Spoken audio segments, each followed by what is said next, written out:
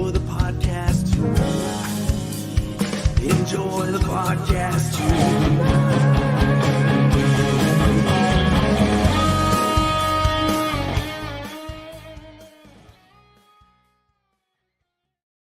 What is up? Welcome to Making the Grade, a weekly look at the Arizona Cardinals PFF grades from the most recent game.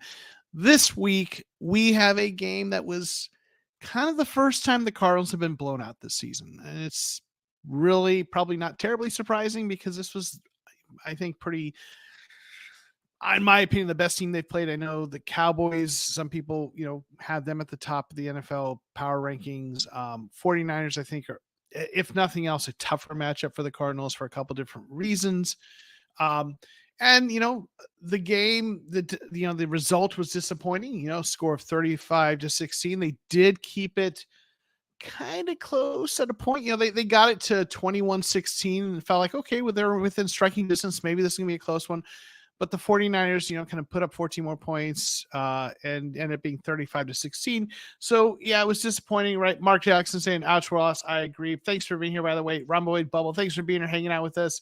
Arthur, hey, Joe, thanks for hanging out with us. Appreciate you hanging out. So, yeah, it was a rough game.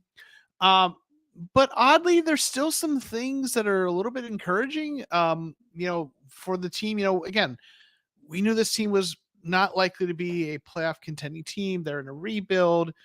But the first three games, as we know, they say they were close, and then they beat the Cowboys handily. And now this game, didn't end the way we wanted, but there were still a few things that were nice to see.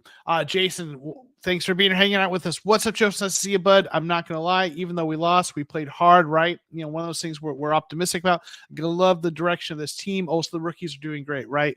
And we'll get into that. There was a particularly impressive performance by one rookie, and under the radar performance by another, and a pretty solid performance by a third. So Mark Jackson, the team still fought to the last minute, 100%.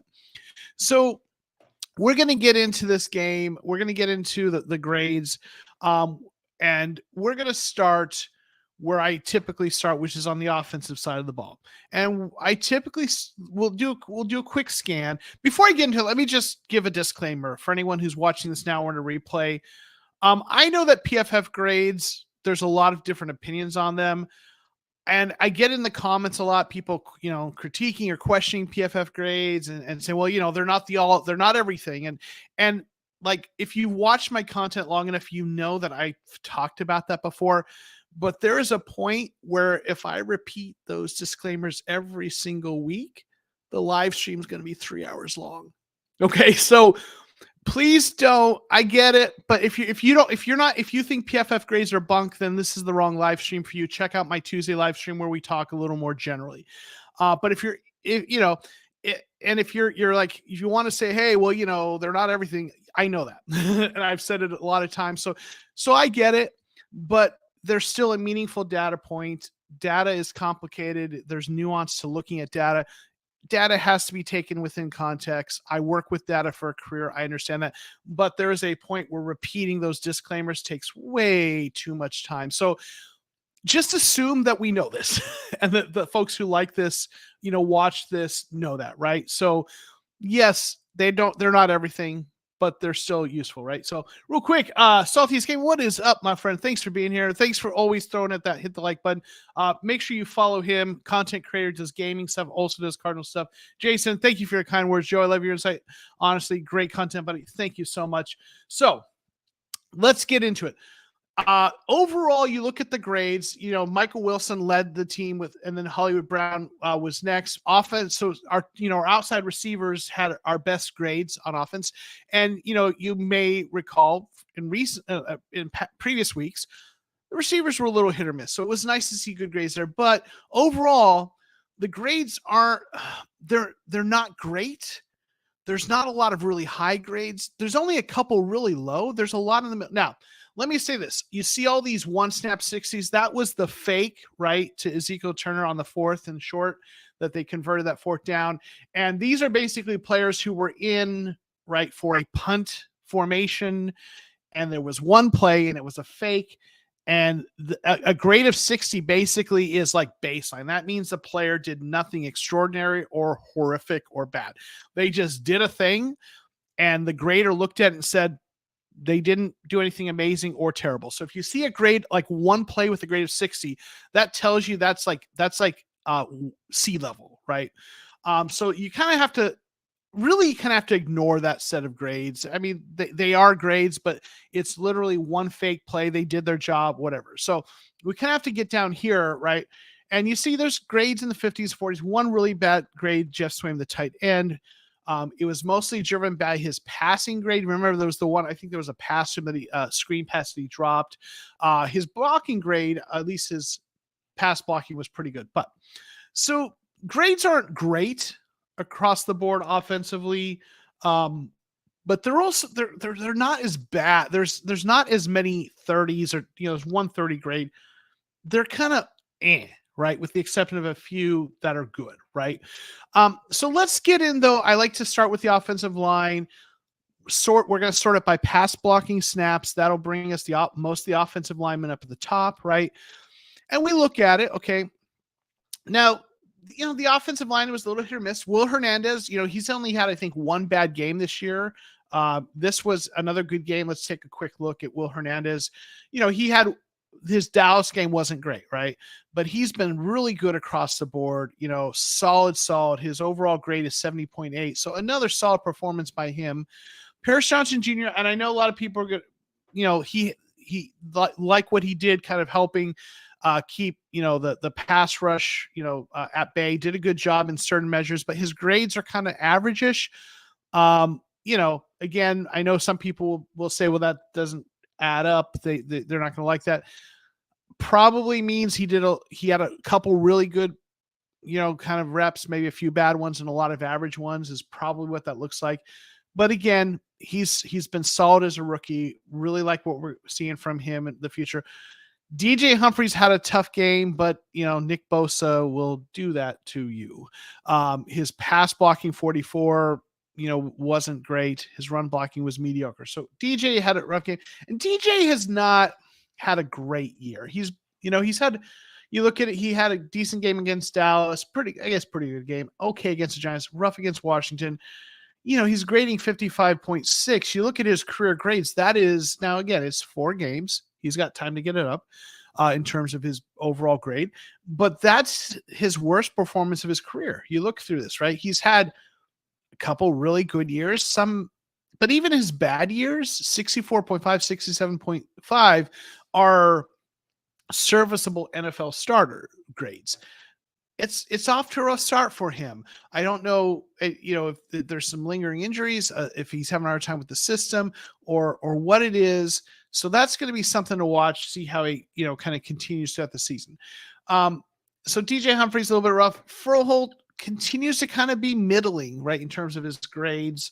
His grades are again, with the center, there's a lot they do beside that doesn't show up in the grades in terms of the protections.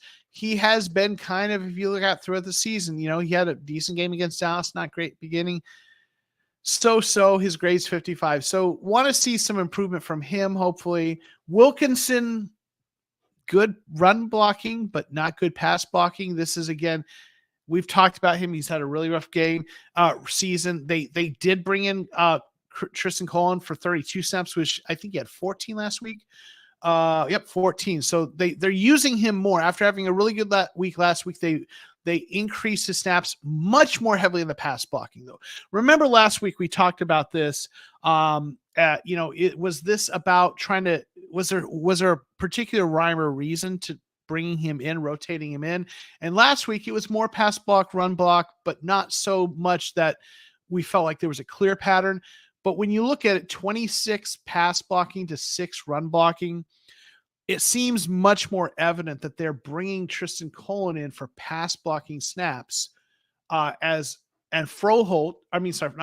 Wilkinson is more of the run blocking. And when you look at the grades, it makes sense, right? I mean, Colon had a better grade, run blocking, but his pass blocking grade was better. Wilkinson's was abysmal, right?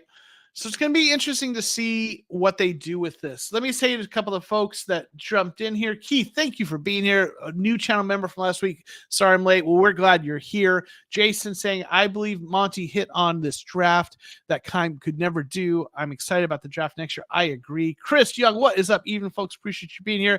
Class Nast is up, Professor. Appreciate you hanging out with us. So, offensive line, it's the run blocking was better than the pass blocking overall, it seems, which, people kind of talked about that. It didn't seem like that San Francisco got the kind of pressure they normally get.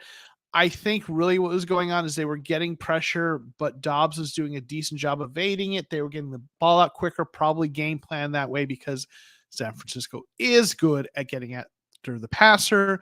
So I think that's might be what's happening, but the run blocking was okay. Pass blocking, right? So that's what we're seeing offensive line. I'm keeping my eyes on DJ Humphries. I'm a little worried about how his performance has been this year. When they drafted Paris Johnson Jr., the video I put out was, basically DJ Humphries' days numbered. I suspect this might be his last season as a Cardinal. We'll see. Maybe I'm wrong.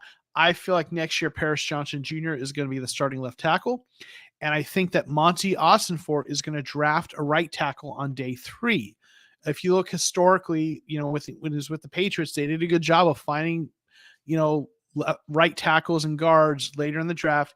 You can find right tackles on day 3 as opposed to left tackles. And if you trust your scouting department to find them, and again, with his history with New England, that's something they did well. And if you trust your coaching staff to coach him up, you instead of paying Humphries the big money, right? Maybe you go with a rookie and then let Paris Johnson Jr. be that left tackle. So if DJ Humphries does not turn it around significantly, I think that increases that likelihood, right? That maybe this is his last year with the team. We'll see. So offensive line, I'm watching Humphries to see what happens with him. I'm also watching this Elijah Wilkinson, Tristan Colin thing to see if those snaps continue to skew, shift more towards Colin. Obviously, we had 14 last week, 32 this week, so there seems to be a shift. We will see if that pattern continues. I don't anticipate Froholt is leaving the starting lineup, even if his grades continue to be middling at best. Again, I think they like him at center. I think, again, him knowing the system, the blocking thing, in terms of all the assignments and things, I think he's staying. Will Hernandez, obviously, only thing that could take him out of lineup is health, I think.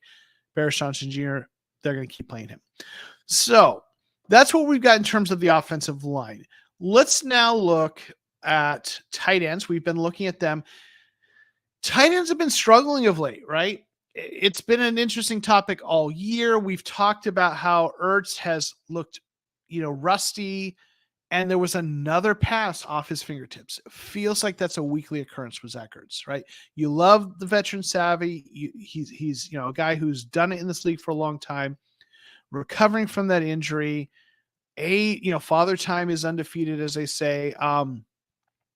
Coaching staffs have a tendency to like to stick with veterans. They trust them. So I don't know if he's, I don't know that we're going to see him out of lineup. Certainly you see the snaps shifted even more towards him this game, whereas last game they were more evenly distributed. But he's struggling, but even at that, it was the best grade of, any of the tight ends. So they're all kind of struggling. I do wonder how much of that is this new offense. They're doing, again, I've talked about this before. They're doing that outside zone, wide zone, which is a different blocking scheme than what Cliff had. And there's more kind of, zone runs to the outside within that, although they certainly are mixing it up with a lot of different kinds of looks. So I just wonder if, because tight end is one of those, it's this position that's really tough where you have the receiving things you have to learn, the routes and all that, plus the blocking assignments. This is part of the reason tight ends take a couple years to acclimate to the NFL. And, you wonder how much of what is going on in terms of the ups and downs with the tight ends is attributable to these tight ends, kind of acclimating to the system. You would think someone like Ertz has seen everything, but I don't know. But Ertz's grade wasn't great. He had that pass off the tip of his finger, or that he kind of really should have pulled that in. That was tough. McBride, grades weren't great. Had fewer snaps. Yeah, and then Swaim had the worst grade on offense, right? So again, that was blocking grade, at least on 4 snaps. Pass blocking wasn't horrible. So the tight ends, again, we continue to watch them. I think we all want to see more McBride, but this wasn't a great game for him, apparently, based on the grades at least. So that's something to keep an eye out. All right, Greg Dortch. 1 snap for him. I'm guessing that might have been that. Maybe that was that punt return snap. I don't know. And if someone saw otherwise, let me know. That fake punt. But I know a lot of fans are disappointed. We love Greg Dortch around these parts, and we were hoping he would have had a bigger part in this offense. That does not seem to be the case. So disappointing there. But Rondale Moore, didn't have a great game in terms of the grades. He had a lot of snaps, though. If y'all saw, is on Twitter, Brian Baldinger, Baldy's kind of film. He does like tweets with like film studying clips. This one was going around of a massive block that Rondale Moore put on a defensive end that was really awesome. So definitely, that was definitely a great play. Really impressive to see. But Rondale Moore, not a great game, but Michael Wilson and Hollywood Brown both had great games. Pascal had, now Pat, real quick, I'm going to come back to Michael Wilson because believe me, I want to talk about that. Zach Pascal hadn't had many snaps offensively. This was, more than last week. He tied the amount of snaps he had for the Giants, so using him a little bit more. Salty saying they need to trade Ertz. Listen, is anyone going to trade for Ertz right now? That's the question I would have. I know his, what he's done in the past, but I don't know with how he's playing. Is anyone going to trade for him right now? If someone wants to offer a day 3 pick and the Cardinals want to go ahead and do that, I wouldn't hate that. I have a feeling they want him in the building more than anything because of veteran presence and the culture. I just don't know that anyone's going to trade for him right now. Maybe I'm wrong, right? But at this point in his career and he's not playing great, but who knows? Yeah. But so, the 2 receivers here, though, Marquise Brown, let's start with Holly Brown. Nice game, had some nice catches down the field, did a good job overall. But Michael Wilson is the real story, right? His best grade as a pro, had the 2 touchdowns. 84 yards was it? Let's see. 76 yards, 7 receptions, 76 yards for Michael Wilson, 2 touchdowns. Long was 33. I know a lot of people have tweeted this out. He's on a pace for over 1,000 yards this year. Receiving, Michael Wilson is him, right? I mean, he has been everything we would hope for, coming out as a rookie out of the 3rd round on an offense that's, this offense is going to be up and down. So it's not, I don't think you're going to have a receiver put up huge numbers at this point. But man, love what we're seeing from Michael Wilson, and really optimistic about his future with this team. Right. I think someone tweeted that Devontae Adams vibes, and that was the comp that a lot of people made. I think also Michael Thomas a little bit reminds me a little bit of him, from the Saints. But he was one of those picks that I think a lot of people loved, and it's panning out, right? He's just got to stay healthy, right? That's the thing, right? And Thunder, thanks for being here. Wilson hasn't dropped anything. He's been hit hard at times, right? And you love that, right? The big receiver, big, strong receiver. That's the kind of thing you're hoping to see from him, holding onto the ball, guy who can really make those plays at the, be a red zone threat, but also a guy who can, with his route running, can kind of get open all over the field. Love what we were seeing from Michael Wilson. This was like last week he had a nice game. To me, this was his best game though. Yeah. And Chris, I saw this too. I believe it was Kyle Odegaard. He tweeted this out. saw a stat somewhere that Dobbs has a perfect passer rating when throwing to Wilson, right? So really nice game by Michael Wilson. Love what we're seeing there. So receivers, Wilson and Brown, that was nice. The rest of the receivers, a little bit down, but that was nice to see. We already talked about the offensive line. Joshua Dobbs had a solid game, 65 PFF grade overall, 63.3 passing, 64.5 running. He did a good job. He's held onto the ball, had no interceptions so far. He's got the fumbles in that first game, but overall, there, and I tweeted this out. Someone tweeted out like a metric. I don't know if it was expected EPA or something for quarterbacks. And basically it was an advanced metric of quarterback efficiency. And he was number 15, right? Smack in the middle. And kind of, what I tweeted out about that was, the fact that Joshua Dobbs, a career backup, is, kind of in terms of these advanced metrics, is grading out as a middle of the pack starting quarterback after being, coming in a week before the season started. That is impressive, right? That's a win. So love what we're getting from Josh Dobbs considering the situation. Running backs, DeMarcado got more snaps. He had 25, was decent, right? Grades in the 6s aren't bad. James Conner continues to be a really good player for this team. Love what we're getting out of him. He had a few runs that were a little bit tough, but that was more the blocking, I think.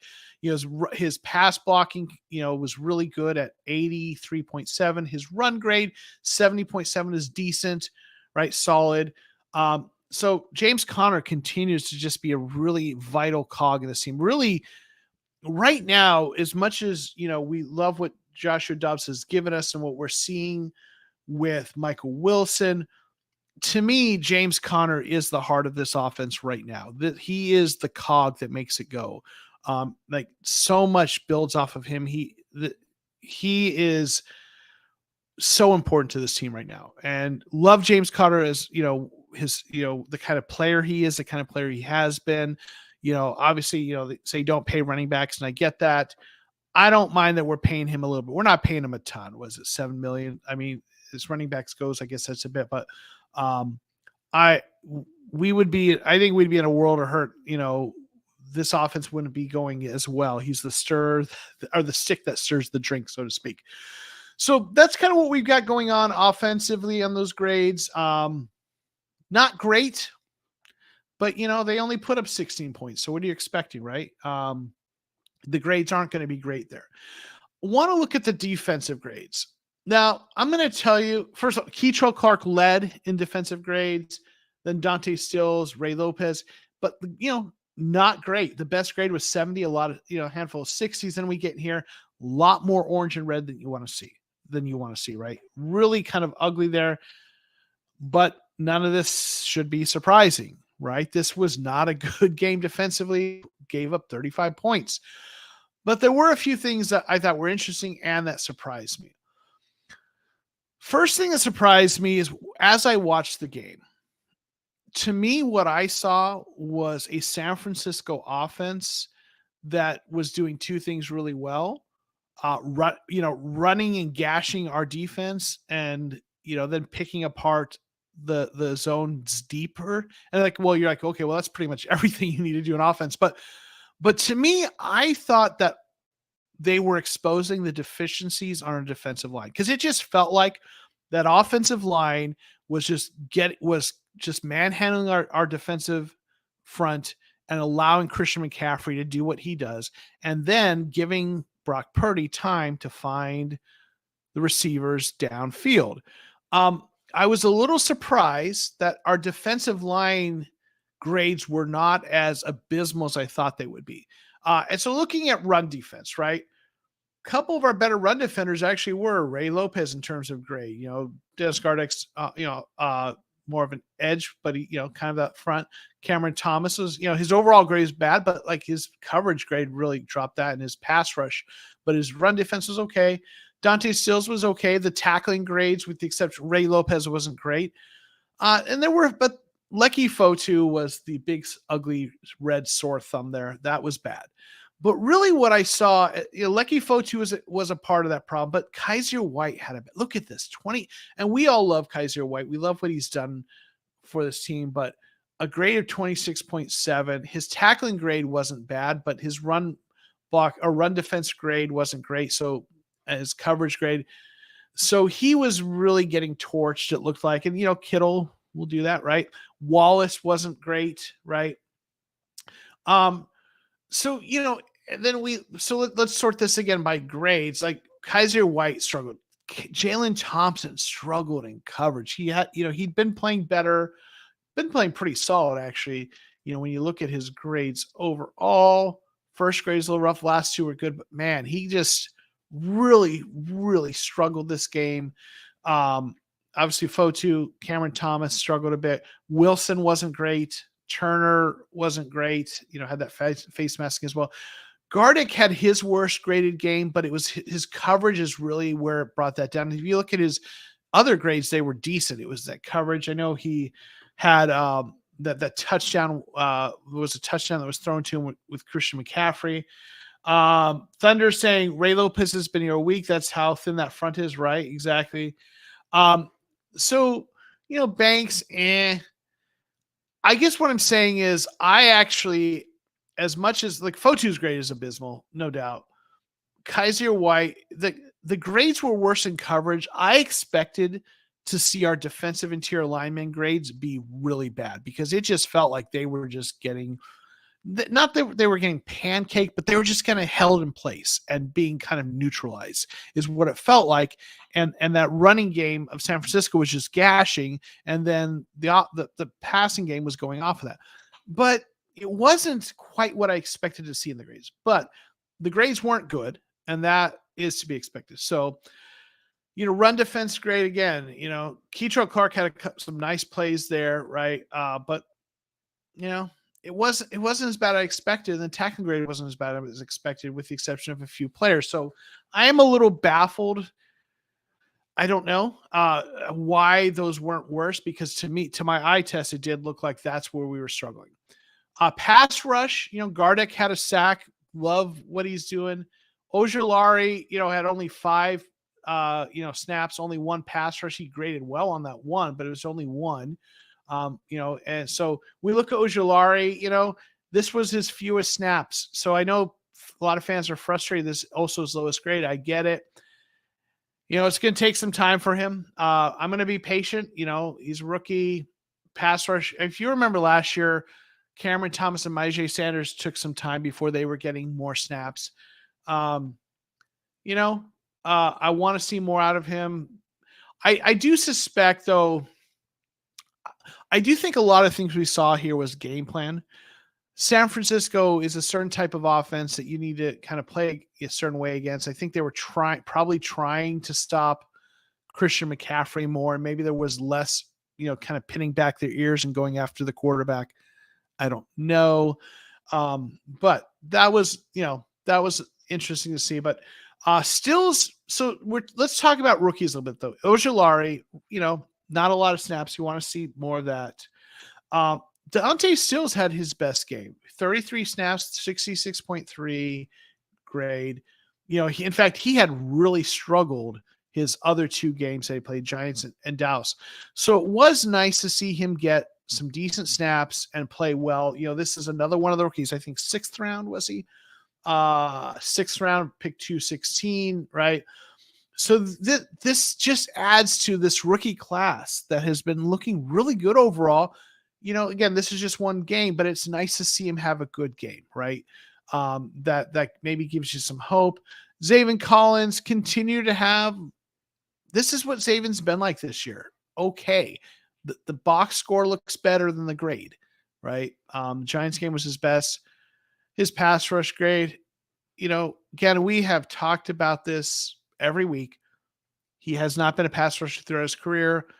They moved him to edge. I am not at all surprised his pass rush grades aren't great. He doesn't have those moves developed. It's engine, motor, effort. Doesn't have the kinds of moves that someone even like Gardeck has. You see that really nice spin move he had to get that sack. So kind of interesting. So let's go through the position groups here a little bit, though.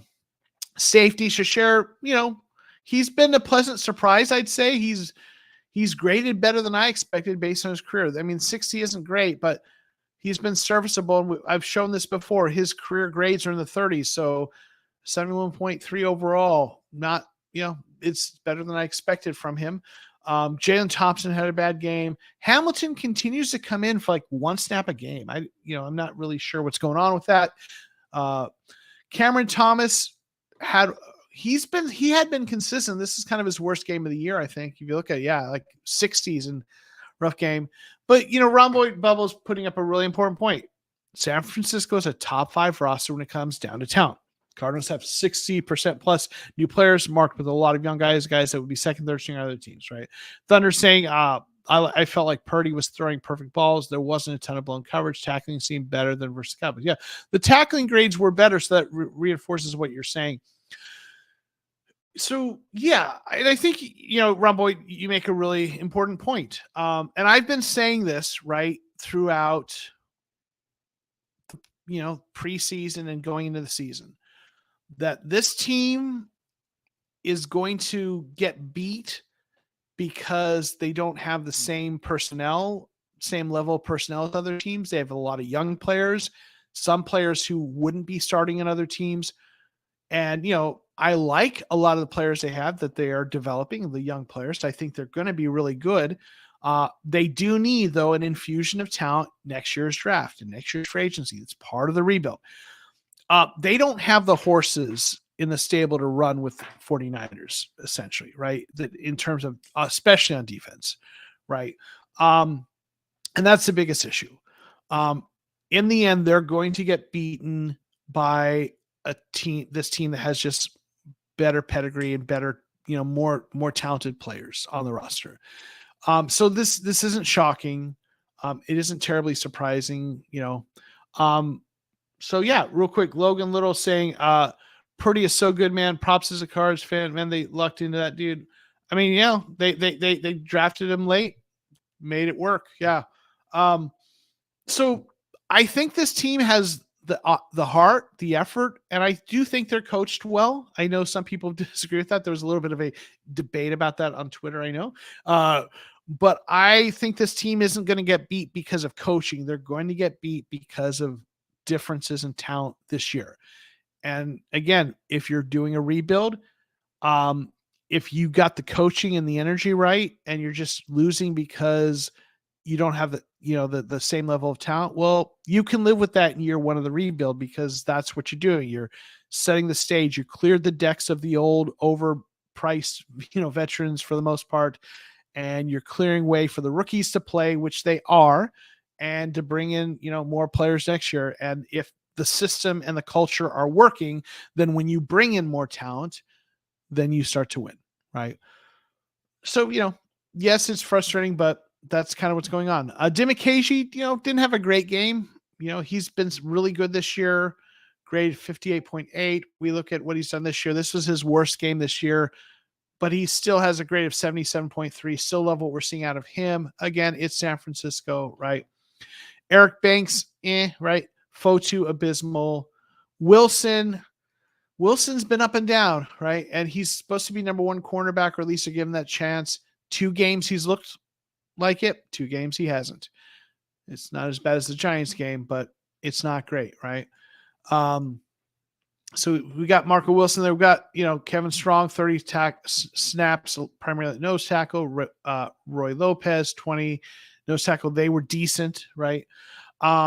Kaiser White, we talked about, he really struggled up here. Ezekiel Turner struggled, right? So those middle linebackers had a rough go of it. Outside linebackers, Lucetta, this is kind of what he's been like a lot of games. He's an effort guy. He had a couple okay games. I guess it had, these last 2 games have been worse for him. He's more, they're using him more on the run defense snaps in the past, right? 36-16. So he's more the early down run defensive kind of specialist. Collins, we see Gardeck. Again, we talked about him earlier. Wallace, not so great. But, Keicho Clark, this was his best game as a pro, right, overall. And like what we're seeing from this sixth rounder, we've talked about him before, but best grade 70 overall. His coverage grade was his best 62.4, really good run defense grade. So that was nice to see. So, if nothing else, the rookies looked good. So that's maybe another takeaway from this, right? As much as it was a disappointing loss, Keitrell Clark, best game as a pro. Michael Wilson, best game as a pro. Stills, right? Dante Stills, best game as a pro, right?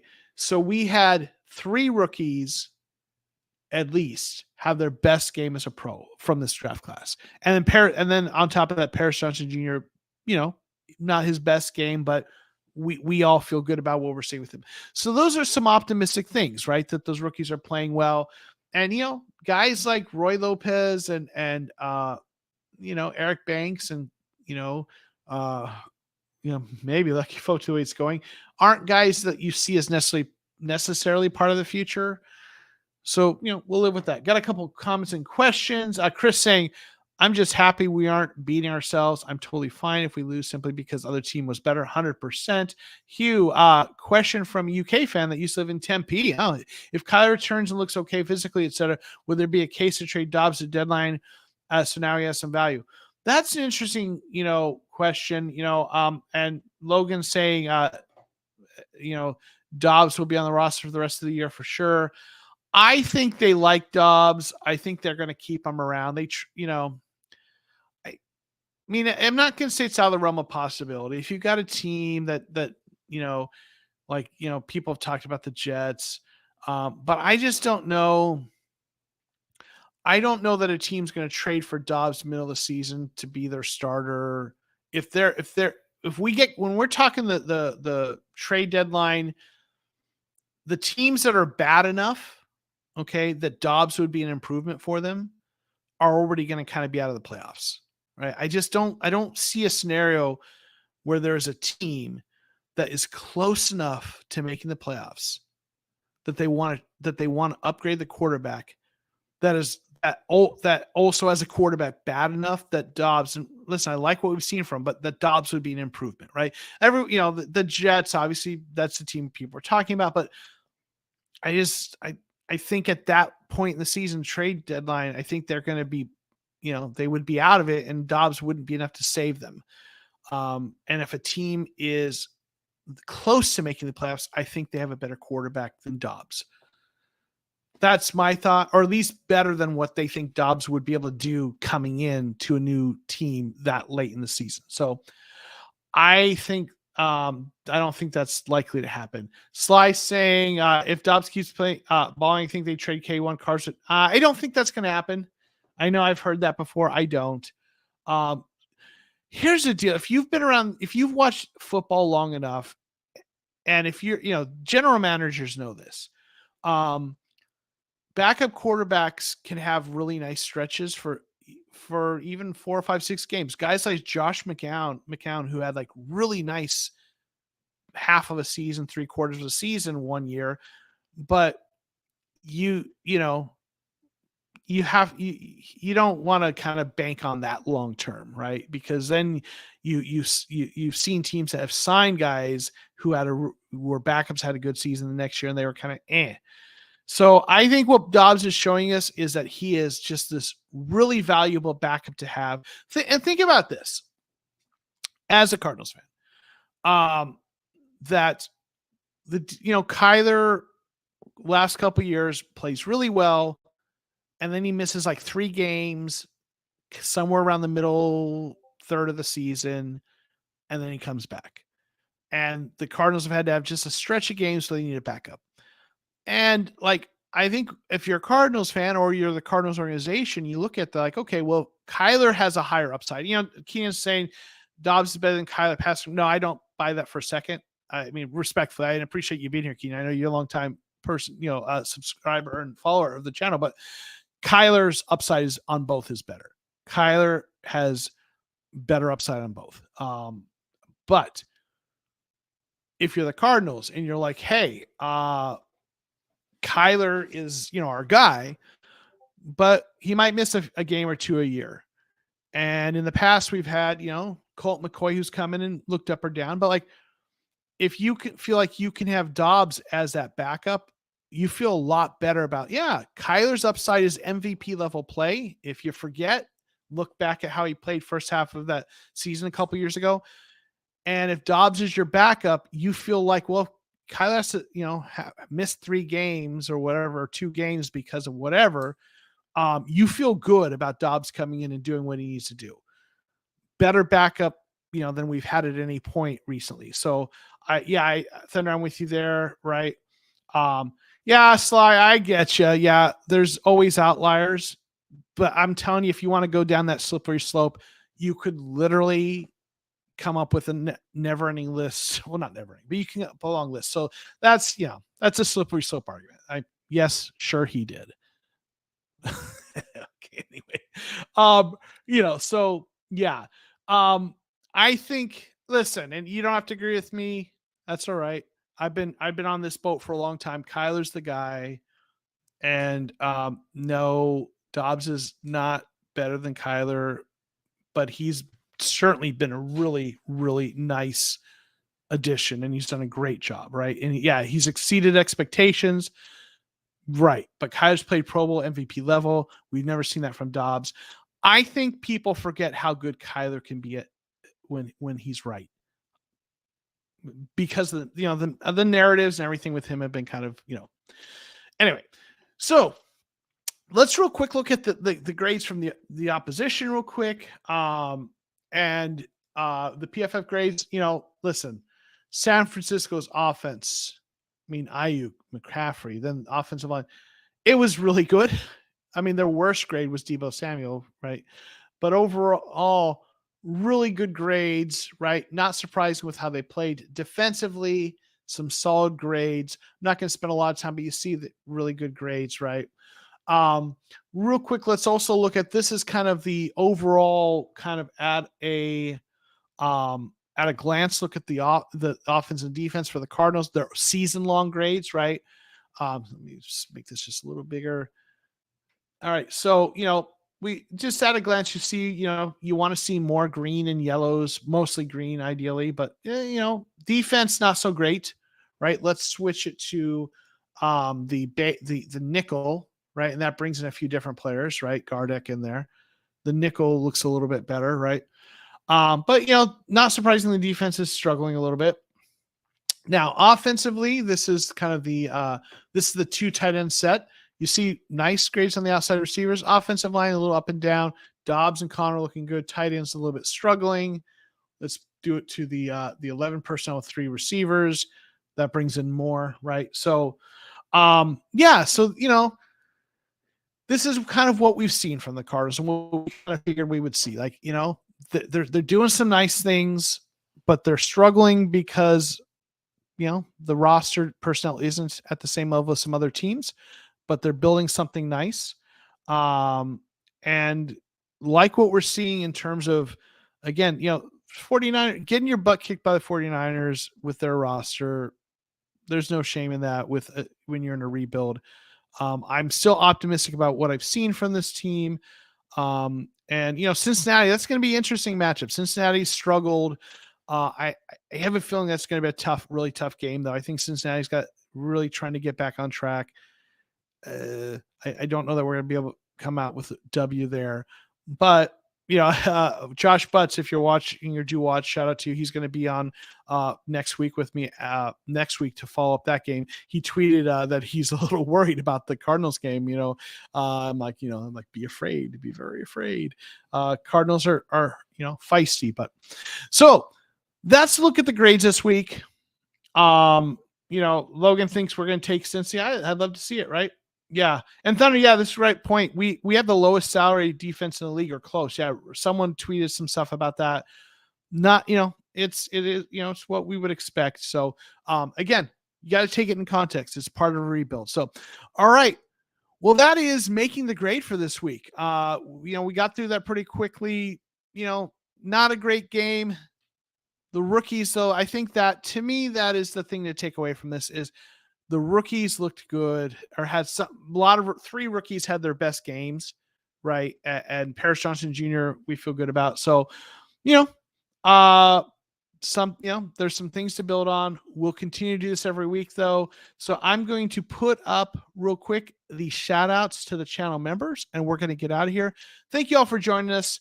Remember, tomorrow night it'll be TCR Live, our normal live stream. And then we'll do this again next week. Thank you all. Peace.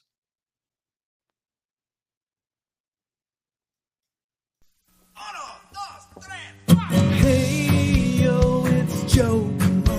He's the host of Mock Draft Monday on the Cardinals Show. So